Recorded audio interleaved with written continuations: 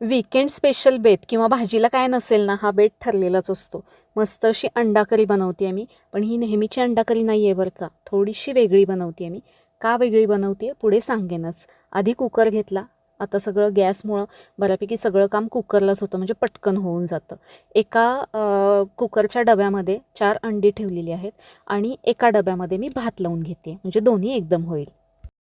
1 वाटी तांदूळ आहे. तांदूळ पहिल्यांदा स्वच्छ धुवून घेतला. तांदूळ धुतल्यावर त्यातलं पाणी काढून टाकलं आणि इथे अंड्यामध्ये देखील पाणी घातले. अंडी धुवून घेतलेली आहेत. तांदळामध्ये जेवढा तांदूळ आहे त्याच्या दुप्पट पाणी घातलं. तांदळामध्ये पण मीठ घातलं आणि अंड्यामध्ये पण मीठ घातलं. अंड्यामध्ये मीठ असेल तर अंड्याला पण छान चव लागते, त्यामुळे अंडी शिजताना शक्यतो एकदा मीठ घालून बघा. जर घालत नसाल तर अंड्याची चव चांगली लागते.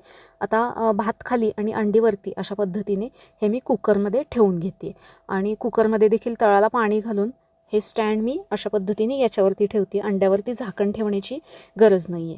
3-4 किंवा तुमच्या अंदाजानुसार भात शिजेल इतपत शिट्ट्या करून घ्यायच्या, म्हणजे भात शिजला पाहिजे. त्यानुसार अंडी पण शिजतात. अंडी काय एका शिट्टीमध्ये पण व्यवस्थित शिजतात. कुकर तिकडे ठेवते मी शिट्ट्या व्हायला. इथे अंडा करीसाठी एक मसाला बनवते. इथे मी ग्रीन अंडा करी बनवते. चवीला खूप छान होते, नेहमीपेक्षा थोडी वेगळी आहे. बनवून बघा. फक्त 1 चमचा तेल घातले, जास्त तेल इथं वापरायचं नाही आहे. 2 कांदे घेतलेत, उभे लांब कापून घेतलेत. कांदा अजिबात जास्त भाजायचा नाही आहे, फक्त सॉफ्ट झाला पाहिजे एवढाच कांदा भाजायचा आहे. कांदा मऊ झाला की आलं, लसूण आणि काजू घातलेत मी. 7-8 काजू यामध्ये घातले. 2 मिरच्या घातलेल्या आहेत. हे पण थोडंसं परतून घ्यायचं आहे आपल्याला.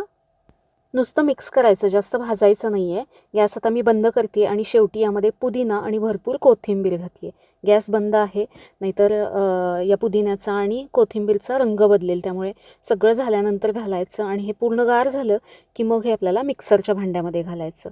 याचं वाटण बनवून घ्यायचं आहे. लागेल तसं पाणी घालून बनवून घेऊ शकता. इथे कुकरच्या शिट्ट्या झाल्यात. अंडी बघा व्यवस्थित शिजली आहेत. बाहेर काढून घेते. फुलक्यासाठी इथे मी कणिक मळून घेतलेले आहेत, ते मी शेवटी बनवणार आहे. आता त्याच सेम कढईमध्ये 2 चमचे तेल घालायचं आहे. तेल चांगलं गरम झालं की त्यामध्ये खडे मसाले घालायचे आहेत. ठराविकच असले पाहिजे असं काही नाही, आवडीनुसार घालू शकता. खडे मसाले यामध्ये तेलामध्ये छान असे फुलले की बनवलेलं वाटण घालायचं आहे. आता हे सगळं आपल्याला चांगलं परतून घ्यायचं आहे तेल सुटेपर्यंत. सतत भाजत बसण्याची गरज नाही आहे. यावरती झाकण ठेवायचं आणि गॅस कमी करायचा. याला तेल सुटेपर्यंत हे अधेमध्ये झाकण काढायचं आणि परतून घ्यायचं.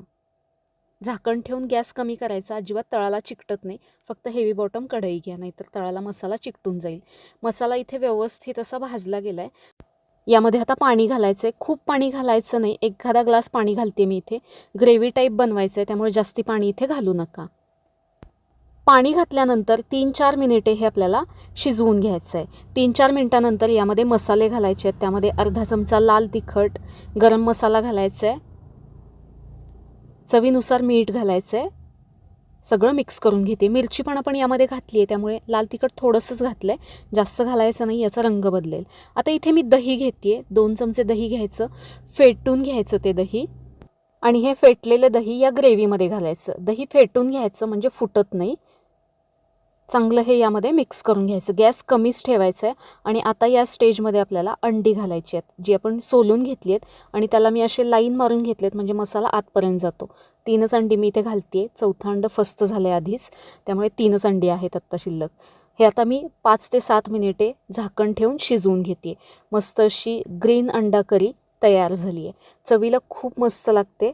आणि ही अंडा करी तयार झाली. याच्यासोबत मी गरमागरम चौकोनी पराठे बनवते आहे. नेहमीची त्याच पद्धतीची, त्याच वाटणाची आपण अंडा करी बनवतो, या पद्धतीने एकदा बनवून बघा. चवीला खूप मस्त होते. कशी वाटली ही तुम्हाला हिरवी अंडा करी किंवा ग्रीन अंडा करी, मला कमेंटमध्ये सांगा. आवडली असेल तर व्हिडिओला लाईक, शेअर आणि सबस्क्राईब नक्की करा. परत भेटू एका मस्त आणि छानशा रेसिपीमध्ये. धन्यवाद.